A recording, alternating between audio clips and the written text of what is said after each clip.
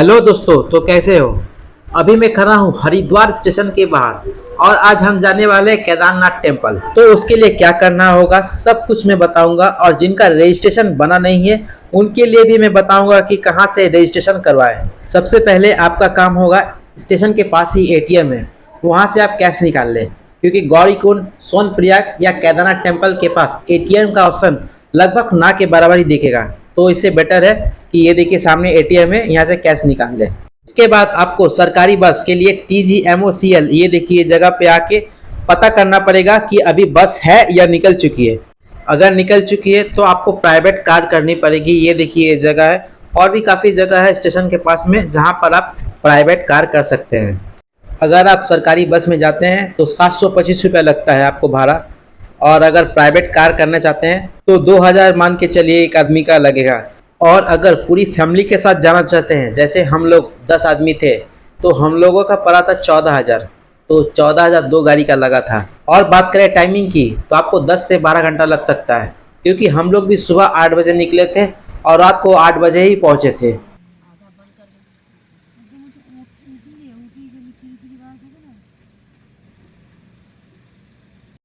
हम लोगों ने सीतापुर में रुकने का निर्णय लिया, क्योंकि इतनी ही जाम थी जिसकी वजह से गाड़ी आगे नहीं बढ़ पा रही थी।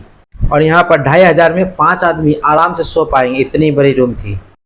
ये रहा सीतापुर, और लाइन देखिए दोस्तों कितनी लंबी लगी है, लगभग 5 किलोमीटर या उससे ज़्यादा लंबी लाइन लगी होगी सीतापुर से सोनप्रयाग तक।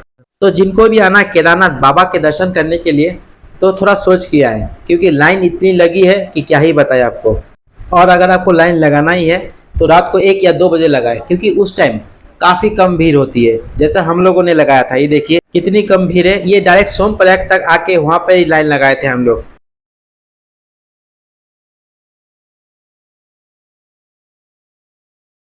सोनप्रयाग से गौरीकुंड जाने के लिए आपको ये जीप करनी पड़ेगी, जिसका किराया 50 रुपये है। अगर आप फैमिली के साथ है तो एक पर्सनल जीप कर ले, क्योंकि जैसे ही ये जीप रुकती है ना तो इतनी भीड़ टूट पड़ती है कि आपको उनमें चढ़ने की जगह नहीं मिलती है। इसलिए 100-200 जो भी एक्स्ट्रा पड़े तो आप उनको देकर एक गाड़ी बुक कर ले, ताकि आप आराम से जा पाए।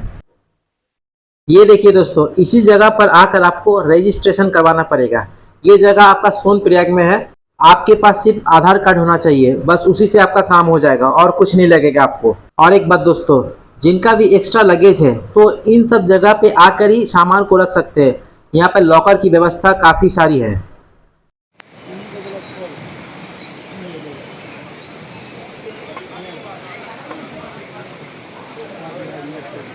अगर आप गौरीकुंड में रूम लेना चाहते हैं तो आपको 3000 से 4000 देना पड़ेगा एक बेड का।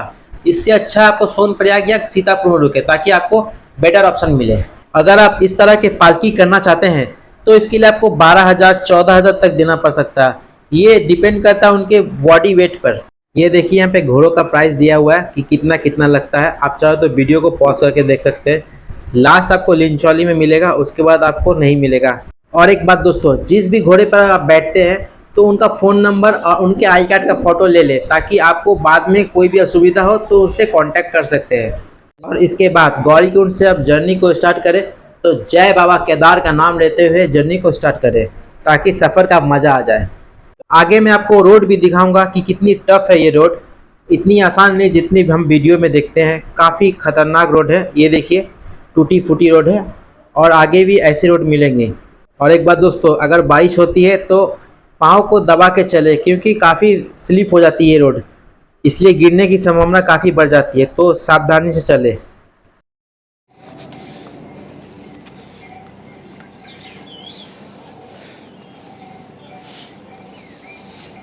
हम लोगों ने सुबह सीतापुर से जर्नी स्टार्ट किया 3 बजे, और हमें केदारनाथ टेम्पल के पास अपने टेंट में पहुंचते पहुंचते शाम के 6 बज गए, और हमारे दीदी और मम्मी को पहुंचते पहुंचते रात को 10-11 बज चुके थे। अगर आप बच्चों के लिए पिट्ठू करते हैं तो 5000 में वो ऊपर ले जाते हैं और ऊपर से नीचे भी लेके आते हैं, और यही अगर बड़ों के लिए करते हैं तो 5000 में सिर्फ ऊपर ही ले जाते हैं, और फिर नीचे आने के लिए एक्स्ट्रा 5000 फिर मांगती है वो लोग। डिपेंड करता है उनके बॉडी वेट पर कि उनका वजन कितना ज़्यादा है। ये देखिए दोस्तों कितनी ही साफ पानी है। ये पानी ऊपर से बहती हुई आती है और लोग इसमें नहाते भी है। इतनी ही साफ पानी है और इतना ही मीठा है पानी पीने में।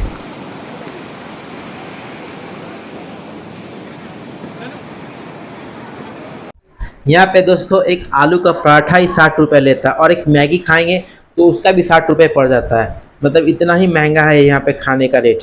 ये देखिए पूरा रेट दिया हुआ है खाने का। अभी तक हम लोग ने जितनी ही चढ़ाई की वो काफ़ी इजी थी। अभी जब ब्रिज क्रॉस करते हैं उसके बाद चढ़ाई काफ़ी टफ होती है, क्योंकि असली चढ़ाई इधर से ही स्टार्ट होती है और जब भीड़ और बढ़ जाती है तो और बहुत दिक्कत होती है। आगे भी देखना कितना ही टफ है रास्ता। और एक बात दोस्तों, जब भी आप केदारनाथ जाते हैं तो किसी के साथ बराबरी ना करें। आप अपना धीरे धीरे छोटी कदम पे चले और धीरे धीरे सांस लें, क्योंकि ऊपर जितनी जाते हैं तो वहाँ ऑक्सीजन लेवल उतनी ही कम होती है, जिससे आपको काफ़ी दिक्कत हो सकती है। इसलिए एकदम स्लो में चले ताकि आपको आराम से ईजिली ऊपर पहुँच पाए। और अगर बीच रास्ते में रात हो जाती है तो वहाँ पे टेंट की व्यवस्था भी है। आप इजीली टेंट लेके एक दिन रह सकते हैं। बीच रास्ते में अगर टेंट लेते हैं तो 400-500 इस हिसाब से पड़ता है, और जितना ऊपर जाएंगे तो टेंट का भाड़ा उतना ही महंगा होता है। ये रहा कुछ शॉर्टकट। आप लोग बिल्कुल इस शॉर्टकट के चक्कर में ना पड़े, क्योंकि काफ़ी टफ होती है ये सब रास्ते। एक बार अगर गिरते हैं तो कुछ भी हो सकता है, इसलिए सावधानी से और जो रास्ता है उसी में चले। इन शॉर्टकट के चक्कर में बिल्कुल ना पड़े। ये देखिए कितनी मुश्किल भरी रास्ते हैं, फिर भी लोग इन शॉर्टकट के चक्कर में पड़ते हैं और सोचते हैं कि हम जल्दी जल्दी नीचे पहुंच जाएं।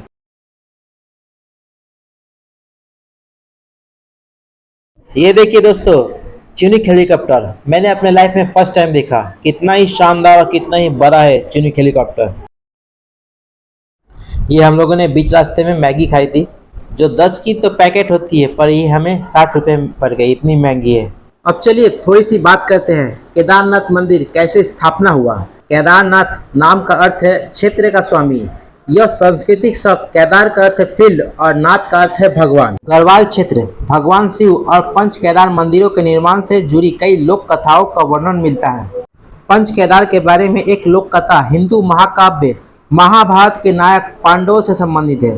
पांडवों ने महाकाव्य कुरुक्षेत्र युद्ध में अपने चचेरे भाइयों कौरव को हराया और मार डाला। वे युद्ध के दौरान ब्राह्मण हत्या करने का पाप को प्रायश्चित करना चाहते थे। इस प्रकार उन्होंने अपने राज्य का बागडोर अपने परिजनों को सौंप दी और भगवान शिव की खोज और उनके आशीर्वाद लेने के लिए निकल पड़े। सबसे पहले वे पवित्र शहर वाराणसी पहुंचे, जिसे शिव का पसंदीदा शहर माना जाता है। लेकिन शिव उनसे बचना चाहते थे, क्योंकि वे कुरुक्षेत्र युद्ध में मृत्यु और बेईमानी से बहुत प्रभावित थे और इसलिए पांडवों की प्रार्थनाओं के प्रति असंवेदनशील थे। इसलिए उन्होंने एक बैल का रूप धारण किया और गढ़वाल क्षेत्र में छिप गए। वाराणसी में भगवान शिव को ना पाकर पांडव गढ़वाल हिमालय चले गए।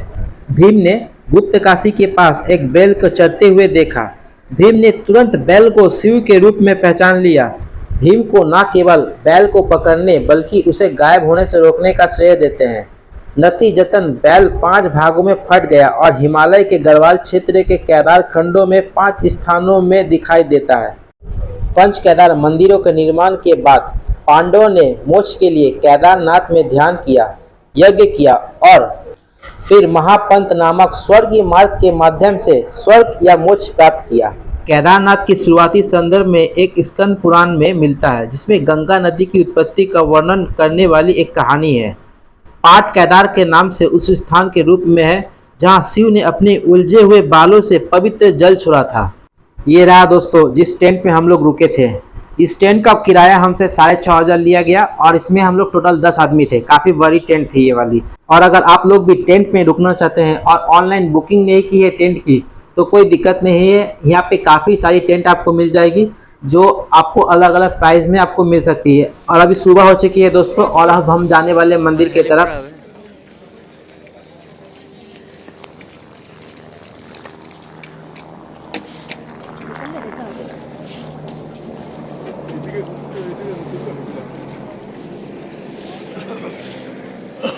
और एक बात दोस्तों, जिनको भी भगवान के दर्शन करना है वो रात को 2 या 3 बजे जाके लाइन लगा दे, क्योंकि जितनी लेट करते हैं लाइन उतनी ही बढ़ती जाती है। जैसे हम लोगों ने लेट किया था, सुबह 7 बजे हम लोग ने मंदिर में गया था, तो हम लोग के जिसके कारण सुबह 7 बजे से लेकर हमें 2 बजे तक लाइन में लगना पड़ा। उसके बाद जाके भगवान के दर्शन कर पाए हम लोग। और नहीं तो शाम को आप लोग जाके लाइन में लग सकते हैं, क्योंकि शाम के टाइम भीड़ बहुत कम होती है, तो इसलिए शाम को भी जाके आप लोग भगवान के दर्शन कर सकते हैं।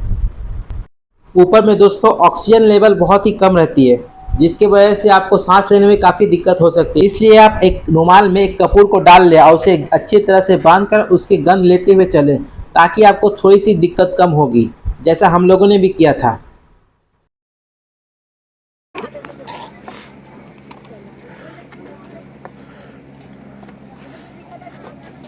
अगर आप लोग हेलीकॉप्टर से जाना चाहते हैं तो उसके लिए आपको पहले से बुकिंग करनी पड़ती है, जिसका किराया 5,000 पड़ता है। 5,000 में वो लेके जाता है प्लस लेके भी आता है।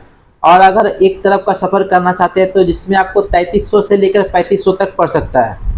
और एक बात दोस्तों, जिनको भी कुछ समझ में ना आए तो मैं डिस्क्रिप्शन में सारा कुछ लिख दूंगा, आप वहाँ से चेक कर सकते हैं। ये रहा दोस्तों टोकन के लिए लाइन। जिनके पास भी रजिस्ट्रेशन होगा वो इस लाइन पे खड़ा होकर टोकन कटवा सकते हैं, ताकि आगे जाके फिर लाइन में लगना पड़ेगा। अब हम लोग भी टोकन कटवा लिए हैं, अब हम लोग लाइन पे जा रहे हैं। देखिए दोस्तों कितनी बड़ी लाइन लगी है। इसलिए कहता हूँ कि सुबह सुबह 2 या 3 बजे आके आप लोग लाइन में खड़े हो जाए, वरना इतनी ही लेट होगी। आपको देख रहे हैं कितने भीड़ है इस जगह पे।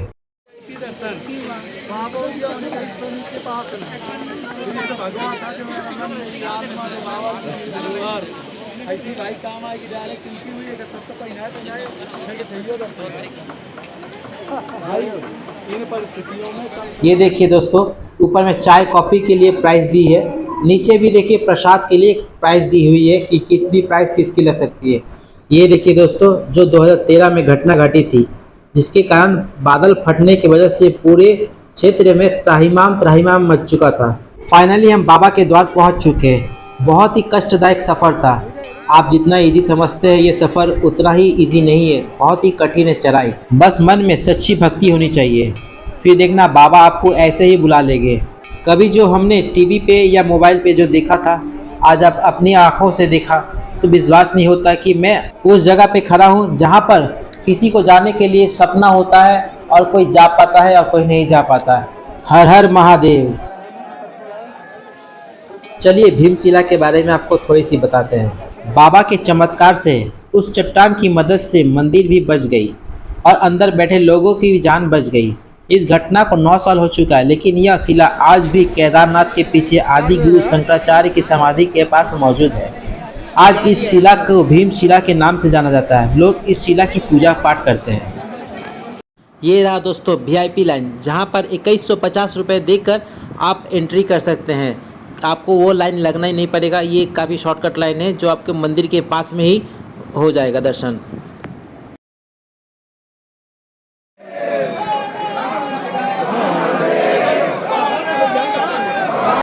यहाँ पर पूजा करने के लिए अलग अलग रेट दी हुई है।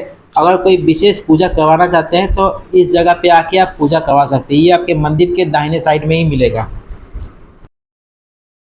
ये देखिए दोस्तों हम लोग जब नीचे जा रहे थे तो कितनी बारिश हो रही थी। यहाँ पर बारिश कब आती है कब जाती है किसी को पता नहीं चलता, इसलिए थोड़ी सी सावधान होकर चले, कभी भी बारिश हो सकती है। इसलिए छाता जैकेट जो भी हो आप अपने साथ कैरी करें। ये रहा दोस्तों सीतापुर और सोनप्रयाग के बीच बस स्टैंड, जहाँ पर आप लोग बस के ड्राइवर से बात कर सकते हैं आपको बद्रीनाथ या हरिद्वार जाना हो तो। अब बात करते हैं दोस्तों इस ट्रिप में आपको कितनी खर्च आएगी। सबसे पहले आपको हरिद्वार से सोनप्रयाग तक जाना पड़ेगा, जिसका किराया 725 रुपये। और फिर जब आप मंदिर से वापस लौटोगे तो उसमें फिर आपको सोनप्रयाग से हरिद्वार के लिए बस पकड़ना पड़ेगा, तो 725 उधर लगेगा। अगर सोनप्रयाग में रूम लेते हैं यानी आपको 2 दिन रूम लेना पड़ेगा। जिस दिन आप आए हैं उस दिन और जिस दिन लास्ट आप पहाड़ से उतरोगे उस दिन, तो 500 रुपये का 1000 रुपये पड़ जाएंगे। और फिर सोनप्रयाग से गौरीकुंड जाने और गौरीकुंड से सोनप्रयाग तक आने के लिए आपको जीप में 50 रुपये प्लस 50 रुपये टोटल 100 रुपये देने पड़ेंगे आपको सोनप्रयाग में सामान रखना होगा कम से कम 3 दिन के लिए, तो 200 के हिसाब से टोटल 600 रुपये पड़ जाएंगे 3 दिन का। अगर खाने की बात की जाए तो खाने का रेट बहुत ज़्यादा है। ऊपर में कम से कम 250 रुपये में भर पेट खाना खिलाया जाता है और नीचे में कम से कम 100 रुपये लगता है, तो इस हिसाब से 2000 आपका पड़ ही जाएगा खाने में। और अगर मंदिर के पास टेंट लेते हैं तो कम से कम 1 से 1500 पड़ ही जाता है, तो इस हिसाब से 6650 रुपये में आप हरिद्वार से केदारनाथ तक जाकर फिर केदारनाथ से हरिद्वार तक वापस आ सकते हैं। वीडियो पूरी देखने के लिए आप सभी का तहे दिल से धन्यवाद।